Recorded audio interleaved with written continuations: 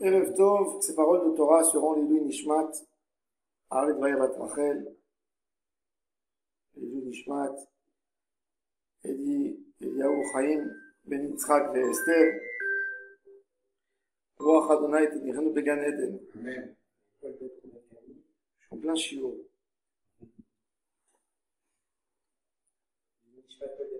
L'Ilui Nishmat Paul David Ben Kamil, l'Ilui Nishmat Eliyahu Ben Yamna, et Amram Ben Yamna. Sarit Batraya, Et Sarit Batraya, Sarit Batraya, Sarah Batpessi. et Sarah Batpessi. Batpessi.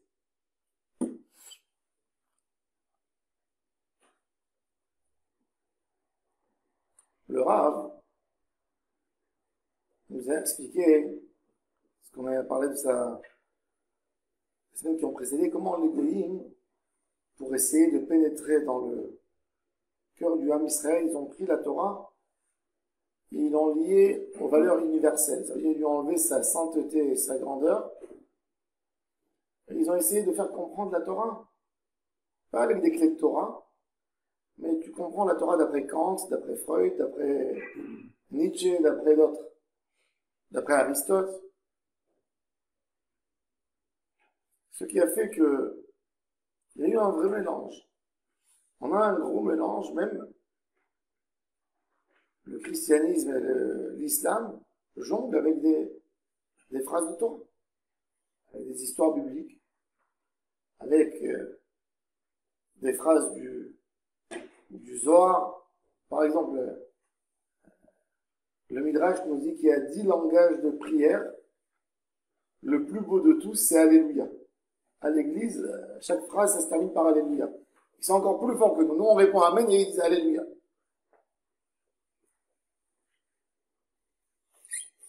Et ça leur donne quelque part une force de parler au nom de la Bible.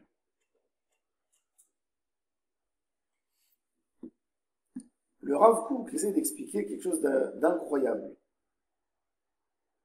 Il dit qu'à un moment, les hommes sur Terre auront besoin de vivre selon leur théorie. Vous savez, tant qu'on est dans la théorie, tout le monde est dans la théorie. Dans la théorie, on peut parler autant qu'on veut. Autant qu'on veut. La France, d'ailleurs, c'est le pays de dire tout et de ne rien dire. Tu peux discuter autant que tu veux. Tu peux mener ta vie philosophique et débattre autant que tu veux, mais dans la réalité, tout a un gros mensonge. Tout. Et ça, quand on arrive à la fin des temps, il y a un bureau, comme il dit le Zohar HaKadosh, et on est obligé on affronte des vraies valeurs, et là, on ne sait pas qu'est-ce qu'il faut faire.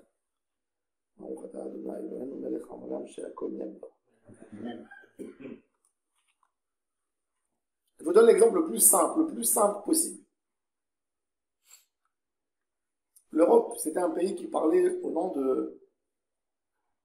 des valeurs et au nom de donner une chance à tout homme qui en a besoin. La France, elle a créé beaucoup de gens très bien. Elle leur a donné une chance, c'est vrai. Elle a donné énormément de chance. Et franchement, il faut dire le Hémet. La France était un sauvetage pour les Juifs de l'Afrique du Nord. Ils ont été OK. Il y a beaucoup qui ont lâché la religion, mais il ne faut pas oublier qu'avant que la France est rentrée en Algérie, en Tunisie, au Maroc, la vie d'un Juif dans ces pays était moins que la vie d'un animal. Donc la France, elle a amené énormément de biens aux Juifs, elle nous a donné la liberté, et plus soumis, nos voisins ne frappaient plus. Plus que ça, on s'est bien intégré dans les domaines de la culture, de la médecine, du cinéma, de la finance, de tout. On ne peut pas en vouloir la France pour ce qu'elle nous a amené. Elle nous a amené un vrai bonheur. Moi, mon arrière-grand-père, j'ai une grande-tante, la sœur de ma grand-mère, qui est née en 1916, eh ben, il l'a appelée France. France, tout simplement France. La France, pour eux, c'était une Géoula. Une vraie délivrance. On va plus recevoir des coups de nos voisins arabes. On peut sortir, on peut chevaucher un âne. Un juif n'avait pas le droit de chevaucher un âne dans une rue où il y a une mosquée. Il devait descendre de son âne et marcher à pied. Shabbat, quand la ville était trop pleine de poubelles, ben le pacha de la ville, il envoyait dans le quartier juif, j'ai besoin de 30 personnes pour débarrasser les poubelles de la ville. Celui qui trouve le premier, qu'il soit rabbin, peu importe. Tellement de choses. Un juif, c'était un dîme. Il payait une taxe sur sa tête. Un dîme. Un juif tué, personne qui le défend. Sa femme, elle ne peut pas demander justice. Ma grand-mère m'a raconté que qu'est-ce qu'ils faisaient les juifs à l'époque quand un juif partait en voyage, par exemple. Comment sa femme, elle savait qu'il était vivant? Il faisait un signe avec sa femme. Quand je vais arriver dans ma destination, je vais donner à l'arabe qui m'a accompagné en route, je vais lui donner un ustensile que je vais lui dire que je l'ai oublié, qu'il te le rende. S'il te l'a rendu, ça veut dire que je suis arrivé. S'il n'a pas rendu, ben la femme était pressée. Dès que l'arabe arrivait, elle allait dire, dis-moi, mon mari t'a pas donné quelque chose? Oui, si, il m'a donné une brosse à dents. Il a dit que c'était des enfants, il fallait leur... Ah, bon, Hachem, elle rentrait à la maison, elle pleurait de joie. Mon mari arrivait à sa destination. Et si il n'amenait pas, il déchirait les habits, c'était le deuil. Ça, c'est des choses simples. Mais c'était la réalité. C'était la vie du juif. Donc, quand la France est venue, elle a donné beaucoup de choses. En même temps que la France nous a donné des choses, nous, on a pris des choses. Donc, ces valeurs, au nom de ces valeurs, les juifs sont venus, ils se sont développés en France, dans les années 50, 60. Ils ont fait de l'argent. Grâce à ça, ils ont pu acheter, faire leur aliyah, beaucoup parmi eux. On peut pas. Maintenant, ces valeurs, vraiment étaient bien en place quand ils ont aidé aux personnes auxquelles il fallait aider. D'accord? Quand il y a des gens qui ont profité du système, mais pas pour s'intégrer, pas pour étudier, pour casser le système. Eh ben là, aujourd'hui la France et l'Europe centrale se retrouvent avec des phrases que les anciens ont dit qui sont censées être les valeurs de la République. Mais on se dit que si on va suivre ces valeurs, ben, il n'y aura plus de République. Il n'y aura plus. Puisque des gens qui s'attrapent sur ces mots, sur ces valeurs, sont en train de casser toute la France de l'intérieur. Alors, on affronte nos valeurs. Les valeurs, c'était des mots. Maintenant, il faut vivre avec ce que tu es. Et là, c'est le moment du bureau. Comment la France va agir maintenant, si on regarde? Comment l'Angleterre va agir face à une vague de réfugiés trop importante, laquelle elle ne peut pas recevoir, ne peut pas accepter? Comment elle va agir? Et là, les peuples, qu'est-ce qu'ils font? Ils se tournent vers quoi? Vers ce qui a précédé un peu avant les valeurs. Vers la guerre. Vers quoi ils vont? C'est exister ou ne plus exister. Et là, on est obligé de retourner vers quelque chose. Et le Rav Kook dit quelque chose d'incroyable. Écoutez ce qu'il dit. Il dit un poisson dans la mer ne peut pas voler, avoir des ailes pour voler.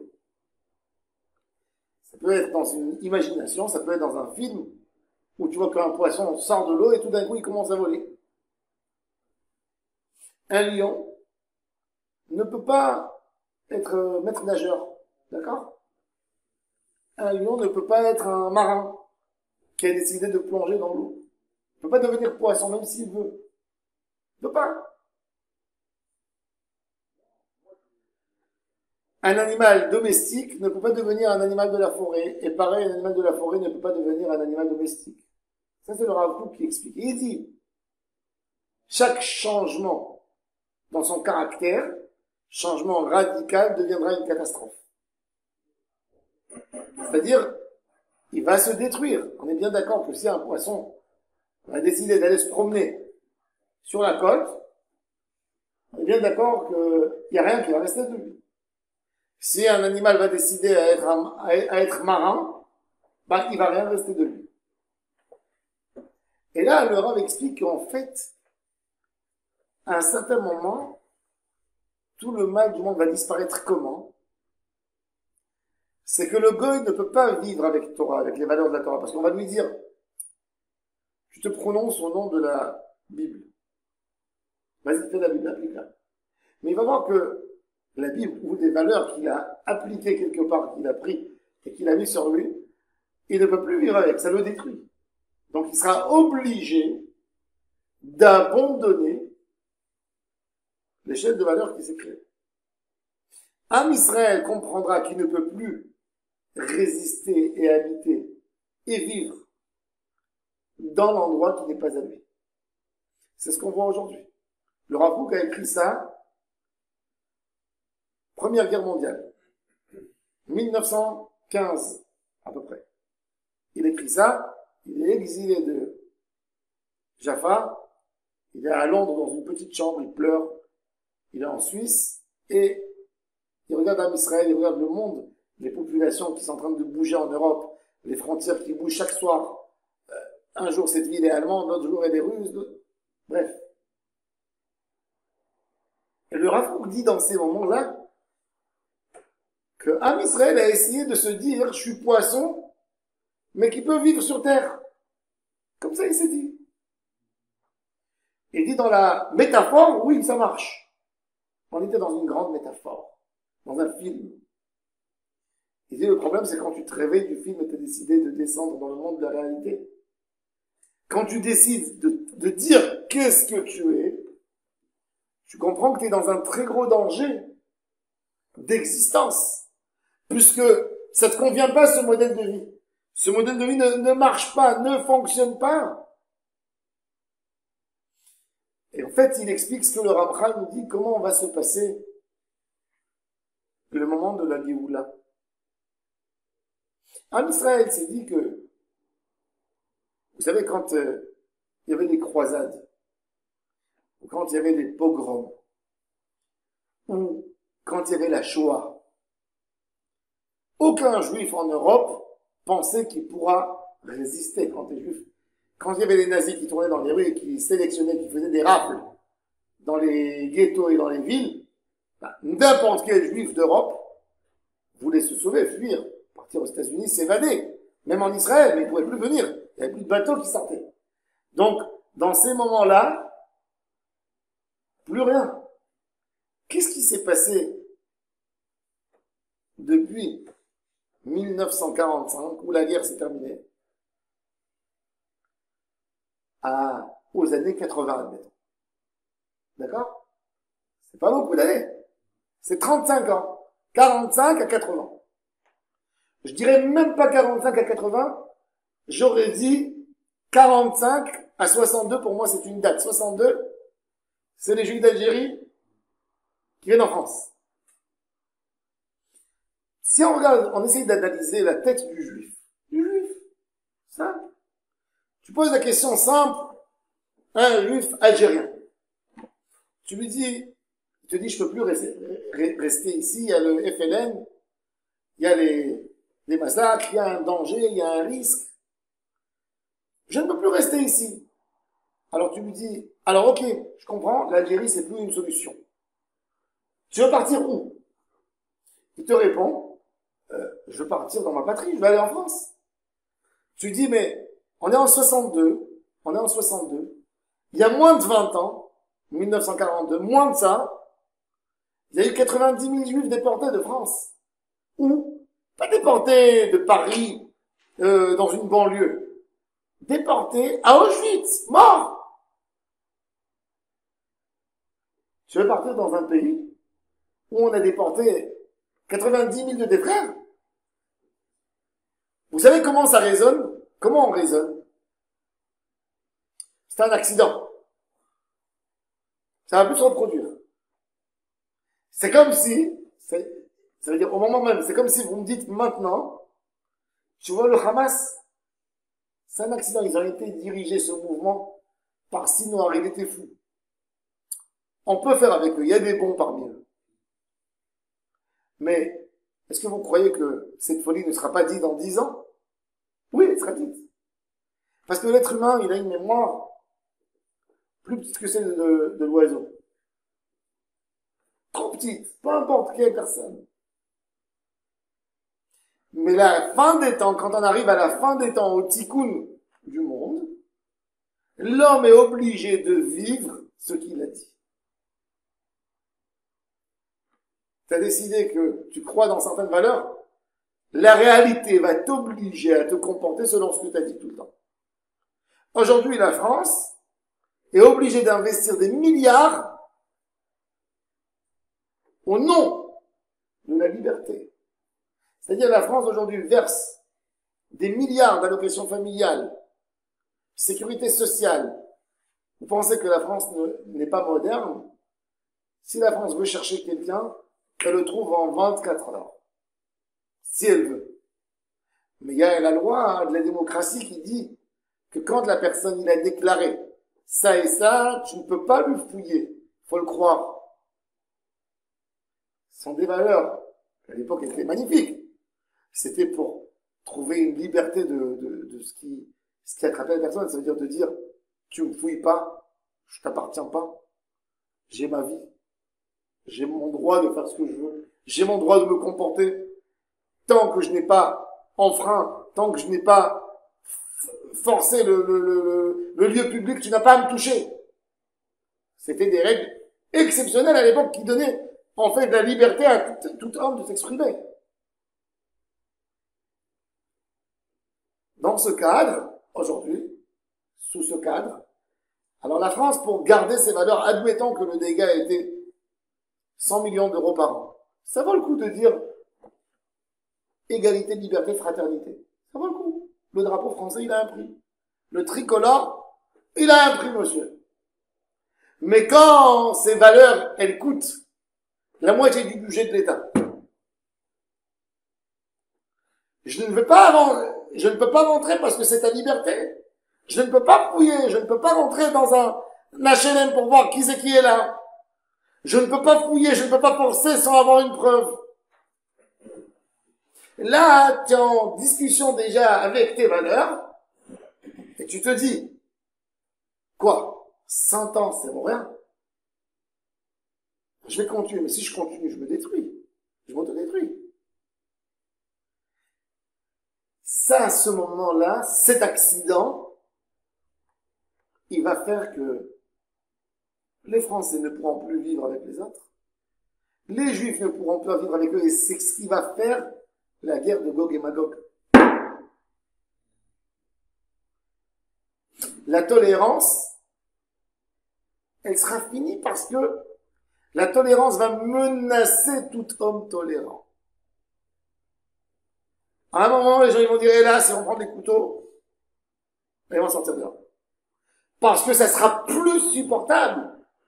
Parce que le Français, tant que ça ne touche pas sa retraite, mais si on va lui dire, demain, parce qu'il y a 10 millions de personnes illégaux, qu'à cause d'eux, il devra prendre sa retraite à l'âge de 80 ans, et pas à 65 ans, ben, il va devenir fou. Il va dire non. Il va dire non. C'est ce qu'il dit le Rav Kook, il dit, t'as beau à parler sur des valeurs, jusqu'au moment où t'es affronté, où on te demande de vivre selon tes valeurs, et que ces valeurs vont affronter ta vie. Là, tu sais plus où te mettre. Et ça, c'est le tikkun. C'est pour ça que, quand on voit ce qui se passe, quand moi je vois l'extrême droite qui monte en Europe, je comprends qu'on est plus proche que toujours à la Géoula.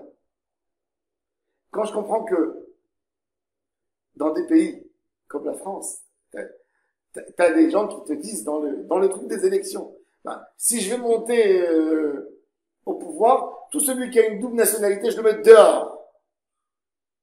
Par exemple. C'est l'antithèse de la liberté et de la démocratie. Et quand tu as ça, cette idée qui vient en France, qui est le berceau de la démocratie européenne, le berceau au nom de laquelle Napoléon est parti faire des guerres, est parti libérer des nations et des pays, l'Italie, et faire les guerres. Et combien de soldats sont morts pour la France? Quand on dit mort pour la France, on veut dire mort pour cette idée. Et quand tu comprends que dans ce pays aujourd'hui, tu vas avoir 30% ou 40% qui vont voter le Front National, ou qui vont voter l'extrême droite, hein? Oui. Et là, tu comprends que quoi? Les extrêmes, elles montrent, c'est ce qu'il dit le Rav Kook, qu'avant, à la fin du Mashiach, les hommes ne pourront plus vivre qu'avec des gentils. Il y a la réalité qui va les forcer à faire sentir ceux qui sont. Et là, la Torah, hein, elle obligera les Juifs à montrer ce qu'ils sont capables de faire avec la Torah. Aujourd'hui, en réalité, on parle beaucoup de Torah, mais on parle de la Torah d'une manière philosophique. C'est-à-dire d'une manière qui ne nous engage pas. Combien de conférences on peut entendre, mais on sort de la conférence de la même manière qu'on est rentré. On n'est pas engagé, on n'est toujours pas engagé. On parle de la belle idée, mais vas-y, fonce avec ton idée, va jusqu'au bout. Jusqu'à quel niveau tu es prêt d'aller? Jusqu'où tu vas affronter? Même dans le Ham Israël, quelque part, je ne sais pas si le peuple n'est pas mûr. On était suffisamment mûr pour déclarer l'État d'Israël. L'État d'Israël n'a jamais été mûr depuis 48 pour déclarer la Judée-Samarie comme l'État d'Israël. C'est fou. Elle n'a jamais été capable de dire que le Kotel et que Jérusalem, Est-Ouest, elle appartient à Israël jusqu'à la fin des temps. Vous savez, quand l'État a fait les nouveaux projets de les routes de Jérusalem, vous avez une route qui vous prend depuis le Kenyon Mamila, d'accord? Qui partage Jérusalem jusqu'à Ratzofim. En fait, qui partage selon le programme Aboudis, Jérusalem. Jérusalem juive, Jérusalem palestinienne. C'est fou. Mais pourquoi?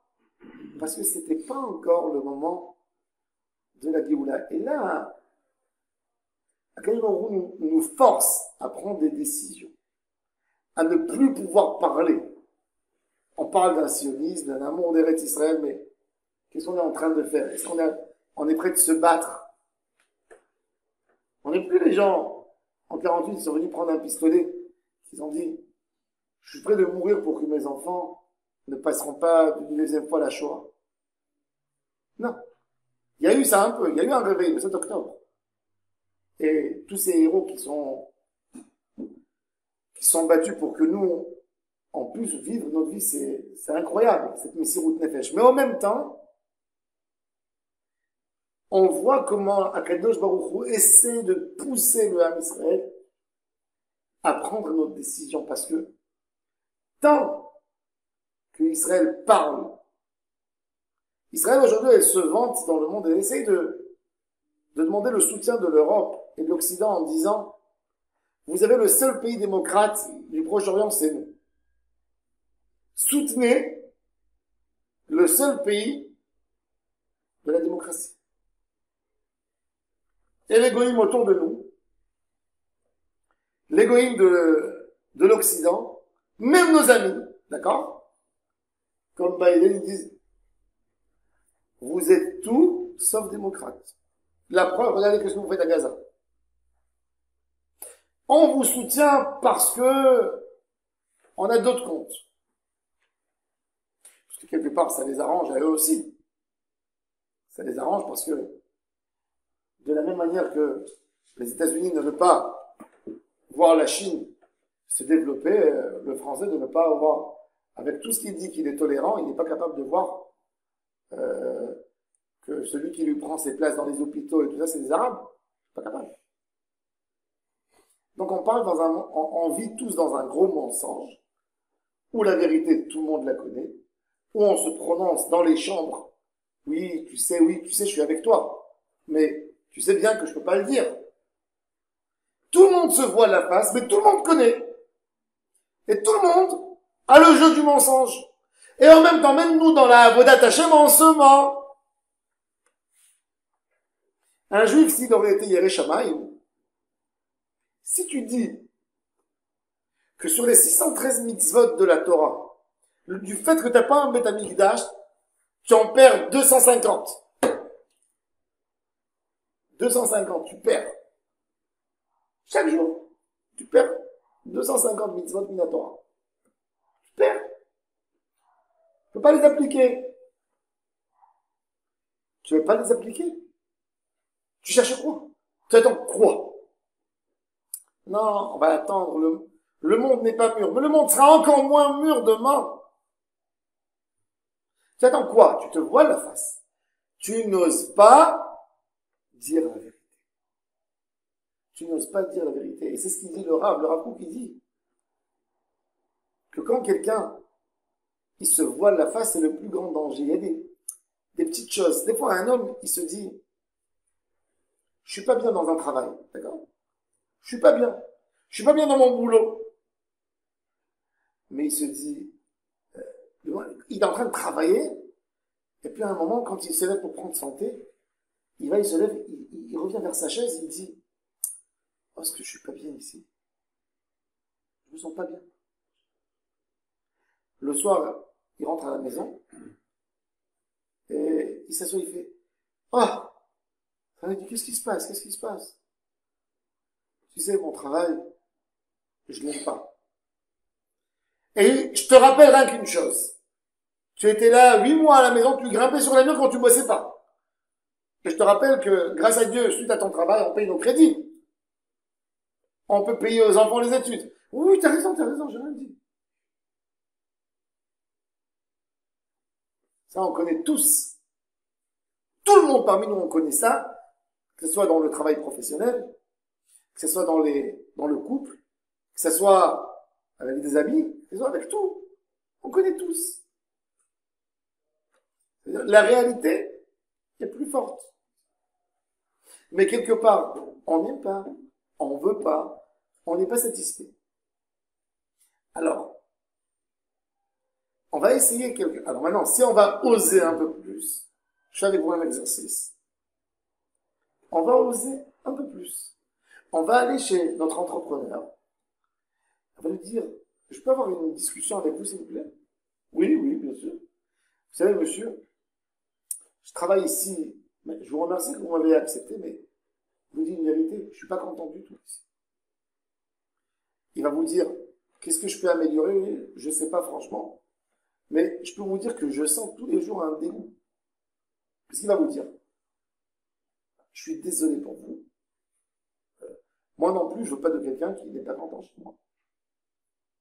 Quand vous avez dit cette vérité, vous êtes affronté maintenant à un danger, n'est-ce pas? À un danger d'existence, parce que vous n'avez pas autre chose. La question, c'est est-ce que vous allez avec votre émette? Nous, on ressemble exactement à ça. Parce que nous, le problème en plus du Ham Israël, c'est que 2000 ans en galoute, notre choix, c'était entre le plus grand danger et le moins grand danger. Ça n'a jamais été un choix entre le bon et le mal. Ça a été entre plus mal et moins mal. C'est pour ça qu'on a un vrai problème, en réalité, de savoir et de commencer à penser comme un vrai peuple. Qu'est-ce qui est bon pour nous? Qu'est-ce qui est bon pour nous? C'est pour ça que le Rav Kook explique qu'on a besoin de détruire tout pour reconstruire le Ham Israël. quelque part, l'homme chiloni qui a tout lâché, quand il va redécouvrir son judaïsme, il voudra se faire le vrai judaïsme qu'il voit.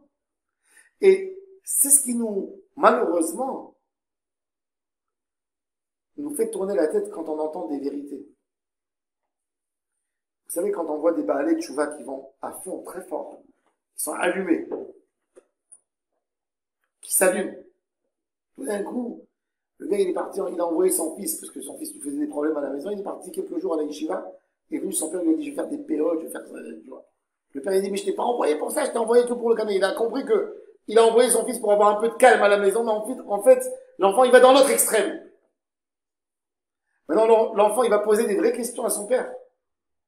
Son père va lui dire, non, tu es rentré dans la folie. Mais pourquoi on va dire ça? Vous savez pourquoi? Parce qu'on n'a pas cette capacité de vivre ce moment de Hémet. Parce que quand tu es venu, tu as dit à quelqu'un, tu sais, j'aime pas cette vie, j'aime pas ce temps, je peux plus supporter mes voisins. Et le gars, il t'aime beaucoup, il te dit, eh ben justement, j'ai trouvé, il y a un super immeuble maintenant qui vient, j'ai un appartement pour toi de 2 ans, tu payes pas de loyer. Viens demain tu passes là-bas. Non, j'ai pas dit ça pour que tu comprennes. Non, vas-y, viens. Ah, t'as parlé pour parler? Non, je suis angoissé, mais j'ai peur non plus de ce que tu me proposes. Ça, c'est le problème du Ham Israël. Ça, c'est le plus grand des problèmes. Qu'on n'est pas capable de faire un changement. Ça, c'est le problème de se donner à la Kedusha. Ça, c'est le problème de la Aliyah, de vouloir monter en Israël. Ça, c'est le problème, même qu'après qu'on est en Israël, on n'est pas capable d'avancer. On a peur de qui? On veut rester dans le monde où on parle. On ne veut pas rentrer dans le monde de la réalité.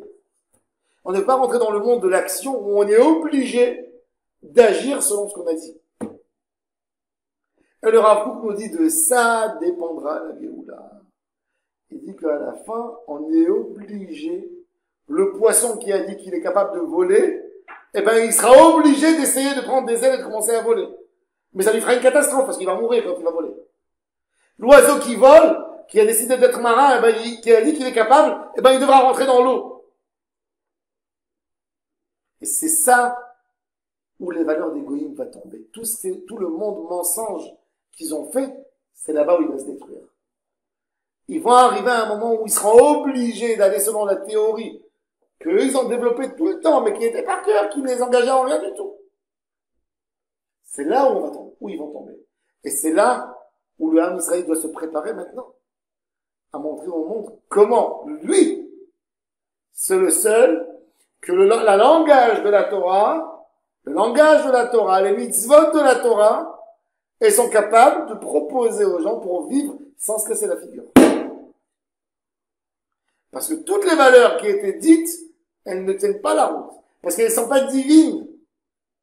Elles ne sont pas été par Hachem. Elles ont donné un certain confort à certaines personnes, à un certain cadre, à un certain moment.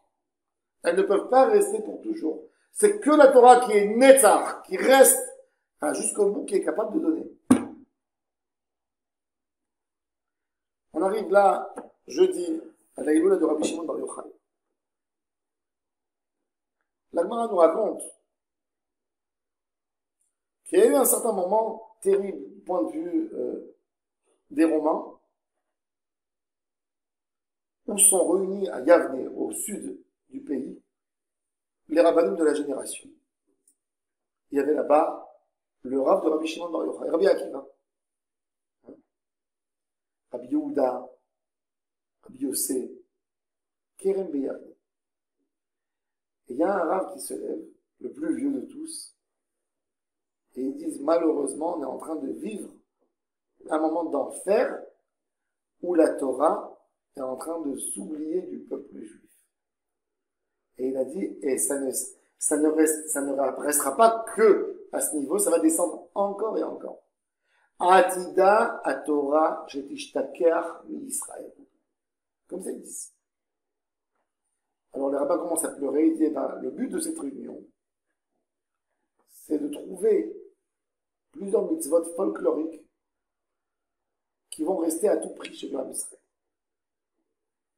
Si vous prenez les premiers chrétiens, les élèves de Jésus, c'était des juifs avec des péantes, une barbe. Ils étaient pratiquants à 100%. N'est-ce pas? Matthieu, tout ça, c'était des religieux, c'était des juifs. Si on regarde le christianisme, comment il a évolué en 2000 ans, il s'est dégradé, il n'a pas évolué. Il s'est dégradé point de vue liaison avec la Torah. Jésus, il a dit, je suis pas venu à ajouter ou réduire une virgule, une phrase de Moïse. C'est ce qu'il a dit. C'est écrit dans Jésus, dans le Nouveau Testament. Qu'est-ce qui s'est passé? Ils ont compris que pour attirer des clients, tu ne pouvais pas dire tout ce que tu dis. Alors, quand ils sont rentrés dans une ville païenne et ils ont demandé aux gens de changer la religion, ils ont dit, c'est quoi votre religion? Ils ont pris la Torah, ils ont pris les belles valeurs. Aimer l'autre, pardonner, le pardon, machin. Ils n'ont pas dit Hayav Mita, Hayav Skila, fait Shabbat, ils n'ont pas dit tout ça. Ils sont partis chez un autre peuple païen, ils ont enlevé encore un peu. Après, qu'est-ce qu'il est resté? La religion de l'amour, des mots. L'amour. Tu es aimé. Et tu es né à la base fauteur et que Jésus va te pardonner. Parce que le christianisme considère que l'être humain, puisque Caïn a tué Abel, il ne considère pas qu'il achète, il éloigne le troisième enfant de Adam, et il dit, l'être humain est né dans la faute du fait que Caïn a tué son frère Abel, quelque part, il a volé ce qui appartenait à son frère. Donc, qui c'est qui va revenir réparer? Jésus. Donc l'homme, à la base, quand il est né, il est fauteur, et l'Église va le nettoyer. Ça, c'est leur théorie. Folle, c'est une théorie folle, complètement. Ils ont abandonné complètement Chet, le troisième enfant, que nous on descend de Chet. Nous on fait Adam, Chet, dans Divrei Hayamim. Et la descendance, on est de Chet. Bon. Ça, c'est leur théorie. Ça ne tient pas la route. Le Ham Israël, c'est autre chose. Alors, le Ham Israël, il a des valeurs, il a 613 mitzvot, donc il est venu Jésus, il a raconté des choses, ça ne tient pas la route. Rabbi Shimon Bar Yochai, ils lui ont dit, on va prendre 2-3 valeurs principales, et on va donner aux Juifs. Les rabbinim, ils ont dit. Rabbi Shimon Bar Yochai qui se lève, et qui leur dit, je ne peux pas vous comprendre. Si la Torah, elle est divine, elle a été donnée du ciel, par Akadosh Baruch Hu, qui connaît ses enfants, qui connaît leurs fautes, qui connaît les nations, qui connaît le futur, qui connaît les choses qui vont arriver sur l'être humain, sur le monde entier, depuis le début de son existence, jusqu'à la fin des temps. Est-ce qu'il n'a pas pensé sur ça quand il nous a donné la Torah? Et lui, il vient, il révèle Kilo Tishakar Mipisa. La Torah ne pourra jamais s'oublier. D'ailleurs, sur qui s'est appuyé Rabbi Shimon? Sur son cas, lui. Le papa de Rabbi Shimon, Yochai, est un très gros ignorant. Rabbi Shimon, nous, on pense qu'il est né à Meachari. Non, il n'est pas né à Meachari. Son papa travaillait avec les Romains. Son papa était responsable des taxes. D'ailleurs, quand Rabbi Shimon a tapé à la porte chez Rabbi Akiva pour qu'il lui enseigne la Torah, Rabbi Akiva lui a dit, c'est illégal. Les Romains ne permettent pas. Je risque de mourir. Qu'est-ce qu'il fait Rabbi Shimon? Il regarde comme ça dans la maison de Rabbi Akiva et tout d'un coup, il a vu qu'il y avait quelque chose d'illégal de construction dans la maison de Rabbi Akiva. Il dit, écoute, si tu ne m'enseignes pas la Torah, tu auras les ennuis de mon père sur ta maison. Décide sur quoi tu as envie d'avoir des ennuis. Sur le fait que tu m'enseignes la Torah ou sur le fait que ta maison est illégale. Décide. Rabbi Akiva, vous croyez que Rabbi Akiva, il a été écuré? Il a dit, ça, c'est un juif. Viens étudier. Et Rabbi Shimon, le fils de Yochai, de cet ignorant qui s'appelait Yochai, il ne s'appelait pas Rabbi Shimon ben Rabbi Yochai. Ben Yochai. Il est venu par son parcours à lui. Et il dit, regarde, moi je suis l'exemple d'un enfant qui vient de n'importe où et qui s'est collé à la Torah et qui est arrivé à tous ces niveaux. Pourquoi vous voulez faire perdre ce Hémet et vous voulez dire que ça n'existe plus, ces valeurs? Laissez les choses, ils vont se dévoiler un jour. Ça, c'est la force de Rabbi Shimon. Et vous savez, c'est quoi? J'ai pensé beaucoup de fois. Pourquoi on allume le feu Lag BaOmer? Bon, le feu Lag BaOmer, c'est les scouts qui ont fait ça. À la base. Oui. C'est pas un minage d'aller faire du bois dans la forêt. Ça n'a jamais existé. Mais quelque part, ça nous raconte un peu l'histoire du peuple juif. Tu deviens de la cendre. On nous brûle. Auschwitz, c'était le grand Lag BaOmer. Du Ham Israël. 6 ans, il a brûlé ce feu. Et de cette cendre, quand le feu il s'est éteint complètement, qu'est-ce qu'on a vu dans la cendre? Un État d'Israël qui s'est levé tout d'un coup. Ça, c'est le Netzach Israël. Ça, c'est Am Israël Chai. Mais, il faut savoir que, on va pas rien qu'avoir une renaissance au niveau du pays. On a eu la plus grosse renaissance, l'histoire de la renaissance, c'est du Ham Israël, elle est extraordinaire. Parce que la renaissance, on appelle la renaissance. Pourquoi on appelle la renaissance? Parce que Rome a gouverné l'Europe, n'est-ce pas? Quand il y a eu Vespasien, Titus, etc., etc. Ben, Rome était magnifique, était très belle. Après, il y a eu les guerres civiles. Il y a eu le peuple qui n'a pas voulu du roi. Le roi a envoyé des soldats. Ils se sont tués. Toute la ville a été détruite. Les gens ne pouvaient plus rester. Ils sont partis. Il y a eu des peuples nomades qui sont rentrés. Ils ont dévasté, ils ont détruit toute la ville.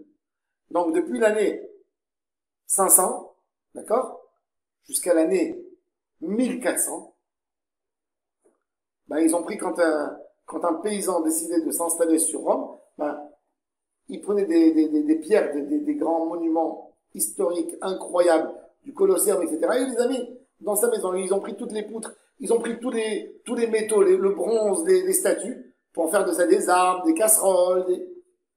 La Renaissance, qu'est-ce qu'elle a fait? La Renaissance.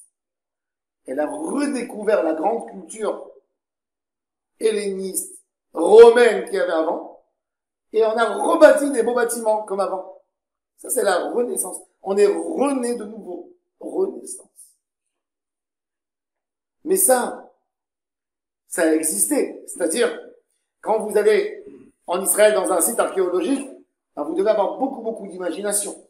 Parce qu'on vous dit, ici, il y avait un building qui faisait 30 mètres de hauteur. Il faut énormément d'imagination. Tu vois 3 pierres par terre, et on te dit, c'est comme si tu es en train de tourner, de visiter tu visites dans rien du tout, tu visites dans l'imagination.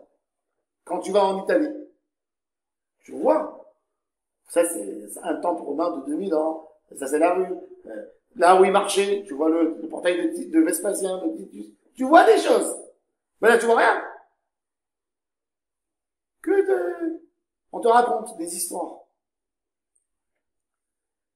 Alors, quand on parle d'une renaissance de Ham Israël, ou de notre renaissance, on a ramené des gens de 156 pays.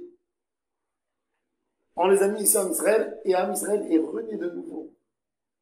Ça parle hébreu. Un peuple qui parle hébreu, une langue qui n'a jamais été parlée. Parce que les juifs ashkénazes parlaient le yiddish, les juifs espagnols parlaient le latino, les juifs du Maghreb parlaient l'arabe, Haketia, un arabe juif, un judéo-arabe. Tout d'un coup, il y a aujourd'hui plus de personnes qui parlent hébreu que des gens qui parlent finlandais. Plus des gens qui parlent hébreu que des pays en Europe qui ont moins de 10 millions. D'accord? Il y a 10 millions aujourd'hui de personnes que l'hébreu, c'est leur langue officielle. Vous imaginez un peu? C'est 1000 fois plus qu'une renaissance. 1000 fois plus qu'une renaissance. C'est ce qu'il a dit Rabbi Shimon. Mais là, il ne faut pas que ça s'arrête là. Il ne faut pas que ça s'arrête au niveau du fait qu'on a des bonnes tomates, qu'on a les meilleurs informaticiens du monde.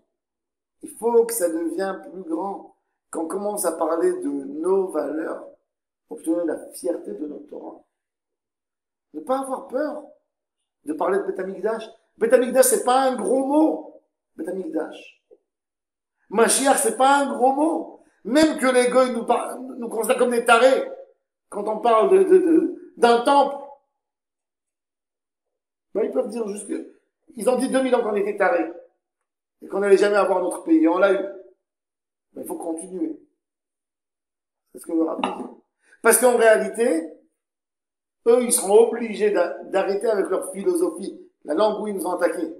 On va leur dire, vous avez parlé des centaines d'années au nom de quelque chose, allez, pratiquez-le jusqu'au bout. Ils ne pourront pas. Ils ne peuvent pas de la même manière qu'un poisson ne peut pas voler en l'air. Ils ne peuvent pas. Donc ils vont se casser la figure.